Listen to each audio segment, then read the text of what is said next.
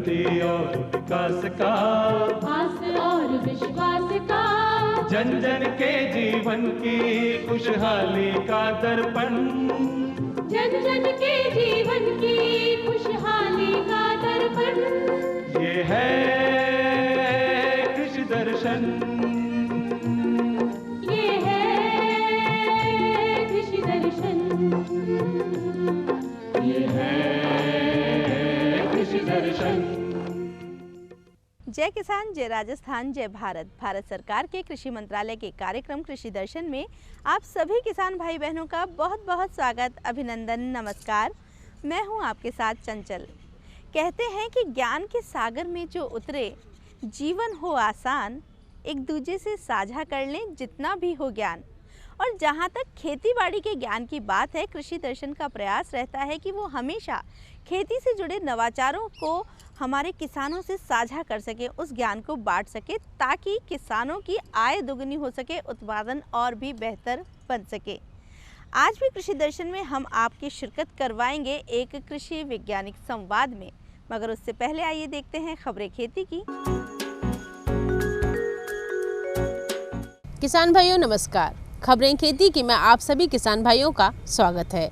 आइए सबसे पहले एक नजर डालते हैं आज की खास खबरों पर। कृषि शिक्षा क्षेत्र में रोजगार की कमी नहीं, बकरी पालन कम लागत में अच्छा व्यवसाय और चौड़ी क्यारी पद्धति सोयाबीन उत्पादकता बढ़ाने में सहायक।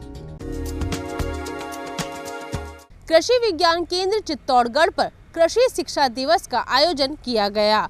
कार्यक्रम में विद्यार्थियों को रोजगार के अवसरों के साथ साथ स्वरोजगार के बारे में बताया गया। कृषि शिक्षा दिवस पर कृषि विज्ञान केंद्र चित्तौड़गढ़ के द्वारा कृषि शिक्षा की उपयोगिता और रोजगार के अवसर विषयक कार्यक्रम आयोजित किया गया। कार्यक्रम में स्कूली छात्रों को कृषि शिक्षा के महत्व के बारे में बताया गया। केंद्र के वरिष्ठ वैज्ञानिक डॉक्टर रतन लाल सोलंकी ने कहा कि कृषि शिक्षा को सरकार प्रोत्साहन दे रही है। बालिका कृषि शिक्षा को बढ़ावा देने के लिए राज्य सरकार 11वीं से PhD तक 5 से 25,000 रुपए तक छात्रवृत्ति प्रदान कर रही है। उन्होंने बताया कि सरकारी और गैर सरकारी क्षेत्र में कृषि स्नातकों की मांग है। ऐसे में रोजगार की कोई कमी नहीं है। कृषि स्नातक बिजनेस एग्री क्लिनिक स्थापित कर सकता है। नाबार्ड इसके लिए अनुदान दे रहा है। इसके अलावा वर्मी कंपोस्ट, मुर्गी पालन, डेयरी प्रसंस्करण इकाई स्थापित करके कृषि स्नातक युवा अपने साथ साथ दूसरों को रोजगार प्रदान कर सकते हैं। उन्होंने कृषि शिक्षा दिवस के महत्व पर प्रकाश डालते हुए बताया कि देश के प्रथम कृषि मंत्री और स्वतंत्र भारत के प्रथम राष्ट्रपति डॉक्टर राजेंद्र प्रसाद के जन्म दिवस को कृषि शिक्षा दिवस के रूप में मनाया जाता है। इस मौके पर 54 स्कूली छात्रों को कृषि विज्ञान केंद्र के फार्म पर लगी वर्मी कंपोस्ट, मॉडर्न नर्सरी, बगीचों का अवलोकन करवाया गया। कृषि विज्ञान केंद्र पदमपुर के कृषि वैज्ञानिकों ने लघु, सीमांत और भूमिहीन किसानों के लिए बकरी पालन को कम लागत में अच्छा व्यवसाय बताया। कृषि विज्ञान केंद्र पदमपुर के द्वारा बकरी पालन विषयक किसान प्रशिक्षण कार्यक्रम का आयोजन किया गया। अनुसूचित जाति उपयोजना के तहत आयोजित कार्यक्रम में किसानों को सिरोही नस्ल की बकरियों और बीजू बकरों का वितरण भी किया गया। प्रशिक्षण कार्यक्रम को कृषि विश्वविद्यालय बीकानेर के प्रसार शिक्षा निदेशक डॉक्टर सुभाष चंद्र ने संबोधित करते हुए कहा कि बकरी पालन कम लागत में शुरू किया जा सकता है। लघु सीमांत के साथ साथ भूमिहीन किसान भी 2 बकरी के सहारे इस व्यवसाय की शुरुआत कर सकते हैं। उन्होंने बताया कि बकरी का दूध सुपाच्य होने के साथ साथ पोषकता गुणों से भरपूर है। इसके पालन से परिवार के पोषण स्तर में सुधार आता है। वहीं सालाना अच्छी आय भी प्राप्त की जा सकती है। कार्यक्रम को पशुपालन विभाग के संयुक्त निदेशक डॉक्टर रामवीर शर्मा ने भी संबोधित किया। उन्होंने पशुपालन विभाग की योजनाओं के साथ साथ टीकाकरण, रोग प्रबंधन के बारे में जानकारी दी। केंद्र के वैज्ञानिक डॉक्टर कुलदीप प्रकाश सिंधे ने बकरियों के आवास और आहार प्रबंधन और स्वास्थ्य प्रबंधन के बारे में बताया। केंद्र के वरिष्ठ वैज्ञानिक डॉक्टर भूपेंद्र सिंह ने बताया कि बकरियों में नस्ल सुधार कार्यक्रम के तहत आर्थिक रूप से कमजोर 17 महिलाओं को आजीविका के लिए सिरोही के 11 बीजू बकरों और 6 बकरियों का वितरण किया गया। कृषि विश्वविद्यालय कोटा के कुलपति डॉक्टर A.K. व्यास ने कहा कि चौड़ी क्यारी कुंड विधि से सोयाबीन की उत्पादकता बढ़ाई जा सकती है। कृषि विश्वविद्यालय कोटा के द्वारा सोयाबीन में BBF मशीन उपयोग पर वैज्ञानिक प्रशिक्षण कार्यक्रम आयोजित किया गया। कार्यक्रम में कुलपति डॉक्टर A.K. व्यास ने हाड़ौती संभाग में सोयाबीन की घटती पैदावार पर चिंता जताई। उन्होंने कहा कि वैज्ञानिक सोयाबीन उत्पादन में किसानों को आ रही समस्याओं की पहचान करें, साथ ही उत्पादकता बढ़ाने के नए उपायों की खोज करें। उन्होंने कहा कि चौड़ी क्यारी कुंड बुवाई विधि से फसल का उत्पादन और उत्पादकता बढ़ाई जा सकती है। यह विधि मशीनी उपयोग के लिए अच्छी मानी गई है। प्रशिक्षण में विश्वविद्यालय के अनुसंधान निदेशक डॉक्टर प्रताप सिंह ने चौड़ी क्यारी बुवाई पद्धति पर प्रकाश डाला। उन्होंने बताया कि इस पद्धति में सीड ड्रिल द्वारा एक साथ 5-6 पंक्तियों में बुवाई की जा सकती है। प्रत्येक 5-6 पंक्तियों के बाद एक गहरी नाली बनती है, जिसकी चौड़ाई 30 से 40 सेंटीमीटर और गहराई 10 से 12 सेंटीमीटर रहती है। BBF सीड ड्रिल में 9 दांते होते हैं, जिससे रबी फसलों की बुवाई भी की जा सकती है। कार्यक्रम को सोयाबीन अनुसंधान निदेशालय इंदौर के पूर्व प्रधान वैज्ञानिक डॉक्टर DV सिंह ने भी संबोधित किया। उन्होंने सोयाबीन की खेती में ट्रैक्टर, BBF मशीन, रोटावेटर, सब सोइलर के उपयोग पर जानकारी दी। प्रशिक्षण के दौरान वैज्ञानिकों को tractor, BBF machine, rotavator, cultivator के साथ साथ मिट्टी परीक्षण, खेत समतलीकरण और जल निकास पर जानकारी दी गई। किसान भाइयों, खबरें खेती की में आज इतना ही। आप देखते रहिए कृषि दर्शन। नमस्कार।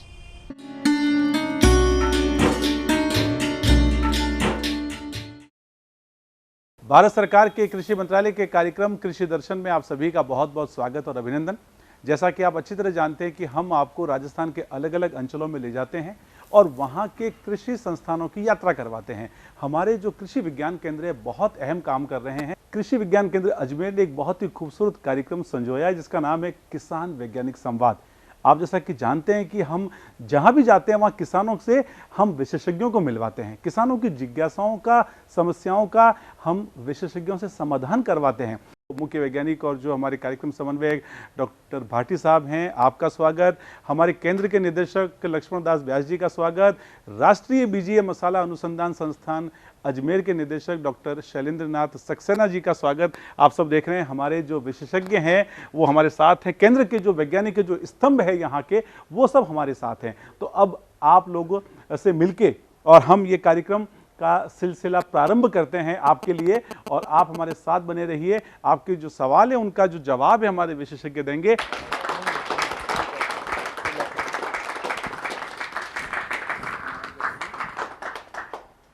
दूरदर्शन केंद्र विशेषज्ञों को अपने स्टूडियो में आमंत्रित करता है और वहाँ आके वो प्रामाणिक जानकारी देते हैं। लेकिन एक हिस्सा ये भी होता है कि हम फील्ड में जाएं, खेतों में जाएं और वहाँ के व्यावहारिक जो अनुभव हैं और वो लें।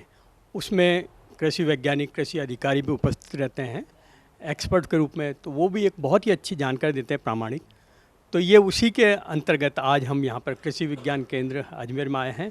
तो सभी कृषि वैज्ञानिकों का, सभी अधिकारियों का, कृषि अधिकारियों का, विशेषज्ञों का और किसान भाइयों का और एग्रीकल्चर के स्टूडेंट, उन सभी का इस कार्यक्रम में स्वागत है।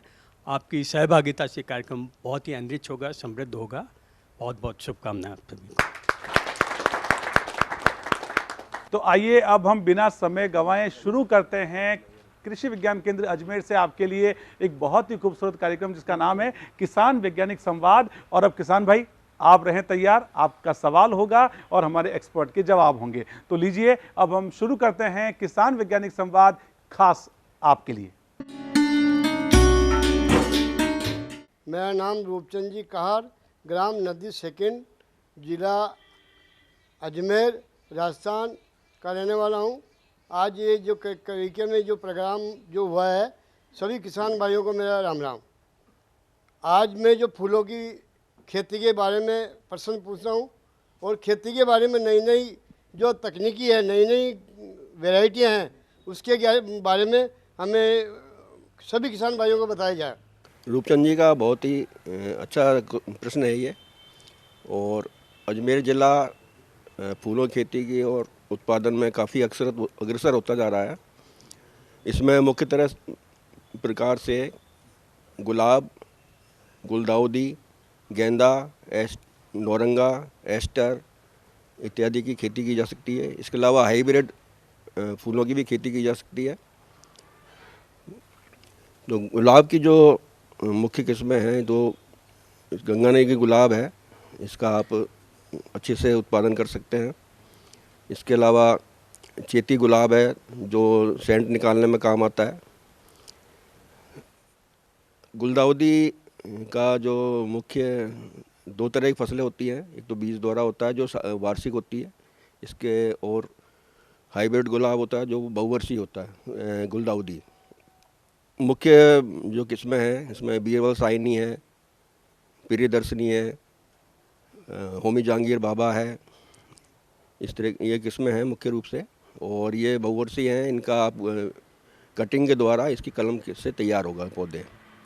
और बीज के लिए पूसा की कुछ किस्में हैं, Pusa red, Pusa white, Pusa giant, ये कुछ किस्में हैं, इनको आप लगा सकते हैं। गेंदे की फसल भी काफ़ी अच्छी है, इसको आप वर्ष में 3 बार लगा सकते हैं। और जहाँ पर खेतीबाड़ी नहीं हो रही है तो बिना वर्षा आधारित फसल के रूप में भी इसको लगा सकते हैं। तो इसमें पूसा नारंगी है वैरायटी, पूसा येलो है, ये कुछ अच्छी किस्में हैं। नौरंगा जो है ये लगभग साल में 8-9 बार 9 महीने के लिए करीब खिलता है और इसका बीज द्वारा प्रसारण किया जाता है। तो ये आप एक बार लगा देंगे तो ये बीज गिरता रहता है, पौधे उगते रहते हैं, तो इसका अच्छा अपने को मिलता है, उत्पादन मिलता है, इससे आय भी अच्छी मिलती है। एस्टर है, अन्य जो फसलें हैं, ख़ास तौर से इसमें ये ध्यान रखने की बात है कि अधिक से अधिक इसमें जैविक खाद का या देसी कंपोस्ट खाद का उपयोग करना है, जो आप 200 से 250 क्विंटल प्रति हेक्टेयर के हिसाब से डालें और हल्का पानी का उपयोग करें, क्योंकि यहाँ की ज़मीन बलुई मिट्टी है, इसलिए इसमें देसी खाद अच्छी से होगी तो अपने को पानी की कम ज़रूरत पड़ेगी। धन्यवाद।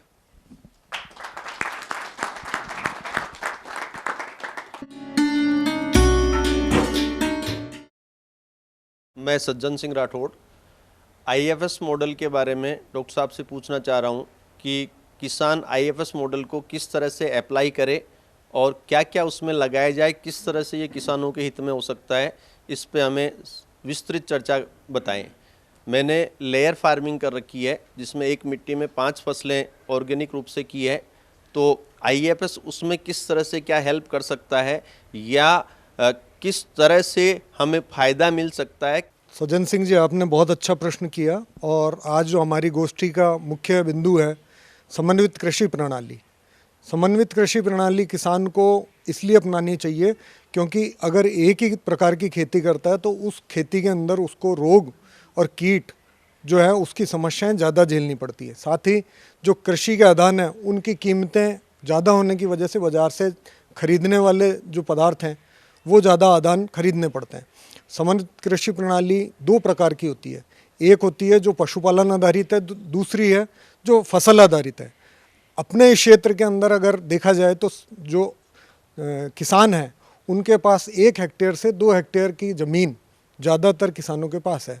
हमने हमारे कृषि विज्ञान केंद्र पे एक मॉडल तैयार किया है जो कि 1 हेक्टेयर से 2 हेक्टेयर के बीच में है, यानी कि 1.5 हेक्टेयर का है, जिसके अंदर हमने प्रमुख रूप से फसल को आगे लेते हुए, जिसके अंदर हमने अन्न की फसल, दलहन फसल, तिलहन फसल का समावेश किया।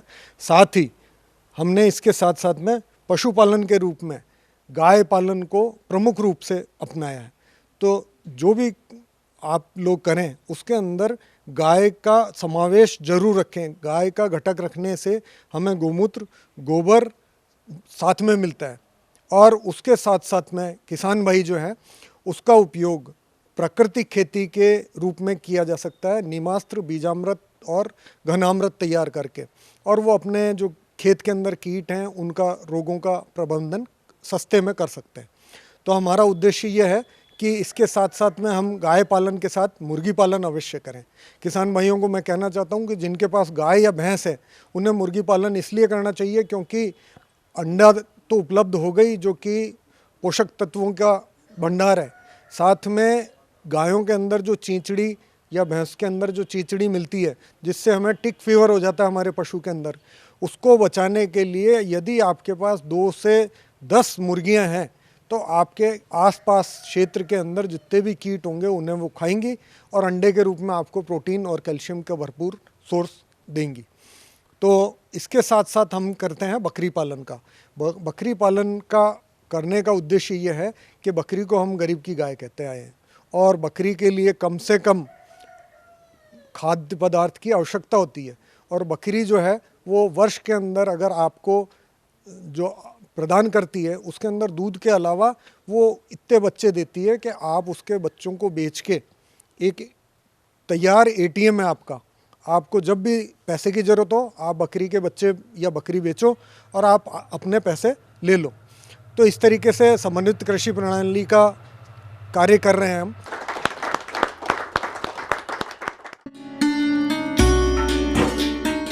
मेरा नाम हरकरण पड़ोदा है। मैं ग्राम सरादना, ज़िला अजमेर, राजस्थान का रहने वाला हूँ। मैं सब्जियों की खेती करता हूँ और उसमें जैविक खेती के ऊपर 2-3 साल से जैविक खेती के ऊपर आ रहा हूँ। इसमें यूरिया, डीएपी, इंसेक्टिसाइड, पेस्टिसाइड का यूज़ बहुत कम से कम कर रहा हूँ। तो जैसे टमाटर है, मिर्ची है, बैगन है, उसमें एक तो मिर्ची के अंदर माथाबंदी की जो हमारे को जो परेशानी आ रही है, कृपया थोड़ा सा हमारे को इसके ऊपर जानकारी दी जाएगी। उसके अंदर हम जैविक प्रबंधन कैसे किया जाए कि जो मिर्ची के अंदर माथाबंदी का बीमारी कम आए। और एक टमाटर के अंदर हमारे ब्लाइट की जो बीमारी आती है उसका हम कोशिश जैविक तरीके से करते हैं, परंतु उसमें हम थोड़ा अभी पूरा सक्सेस नहीं हो पा रहे हैं। तो इसके बारे में भी डॉक्टर साहब हमको थोड़ी जानकारी दी जाए कि जैविक प्रबंधन कैसे किया जाए जो ब्लाइट कम से कम आए।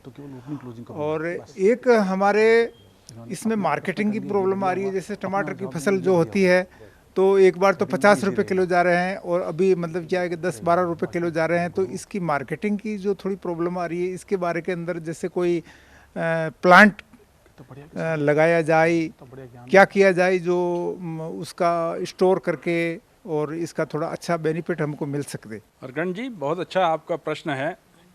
अजमेर ज़िला जैसे कि आप सब जानते हैं, हम सब जानते हैं, सब्जी उत्पादन में बहुत अग्रणी है और टमाटर मिर्च में ये एक बहुत ज्वलंत समस्या है। बहुत पिछले लंबे समय से ये समस्या अपने किसान भाइयों को झेलनी पड़ रही है।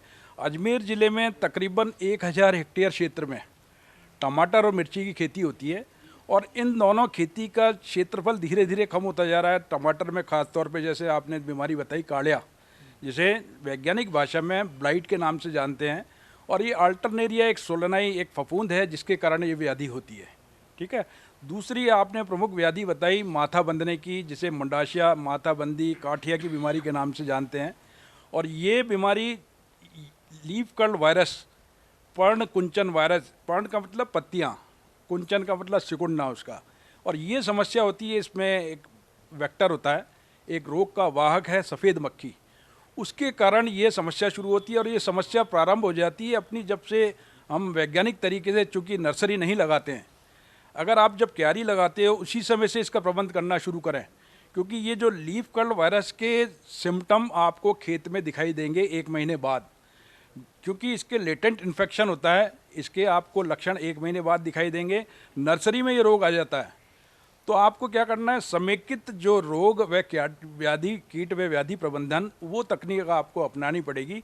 इसमें परिस्थिति में जितने भी उपलब्ध तकनीक हैं उनका आपको समावेश करके इस कीड़े व बीमारी को अपने को एक सामान्य स्तर पे लेके आना है।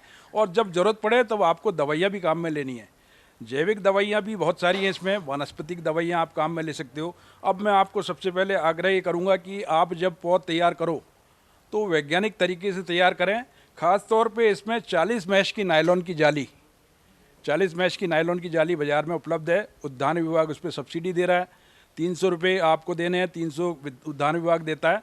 उस जाली से आपको 40 मैश की नायलॉन की जाली से आपको क्यारी को कवर करना है, तो ये वेक्टर उसके अंदर प्रवेश नहीं करेगा। 1 महीने 1.25 महीने में आपकी पौध स्वस्थ रहेगी।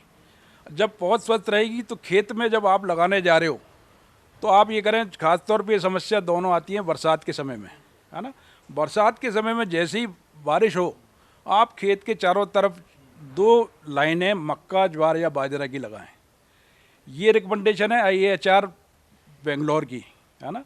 उसमें वैज्ञानिकों ने ये पाया कि अगर किसी दूसरी फसल की लाइन लगा दें अपन, तो वातावरण की परिस्थिति को आप बदल दें, क्योंकि इनकी ऊंचाई बहुत ज़्यादा होती है और अंदर अपने कीटों का प्रवेश नहीं होगा और रस चूसने वाले कीटों का नुकसान कम होगा। ये आपको 2 काम करने हैं। एक प्रमुख काम और है, जो अगर आपको ब्लाइट की बीमारी से बचाना है तो नमी का प्रबंध करना पड़ेगा। ब्लाइट की बीमारी भूमि जनित और वायु जनित है। भूमि जनित का मतलब आपकी बीमारी ज़मीन से शुरू होती है। अगर ज़मीन में मॉइस्चर की मात्रा 75% से ज़्यादा है तो ये बीमारी आपके कंट्रोल में नहीं आएगी, चाहे आप कितनी दवाइयाँ डाल लें। तो एक तो नमी का प्रबंध करना है आपको। ये रोग हवा से प्रसार होता है, इसका हवा से प्रसार होने से बचाने के लिए आपने चारों तरफ 2 लाइनें लगाई हैं मक्का की, उससे ये बीमारी दूसरे के खेत में नहीं जाएगी। ठीक है। अब आपको ज़रूरत है तो वानस्पतिक दवा के रूप में वानस्पतिक जीवामृत है, आग्नेयास्त्र है, नीमास्त्र है, इनका आप प्रयोग करें।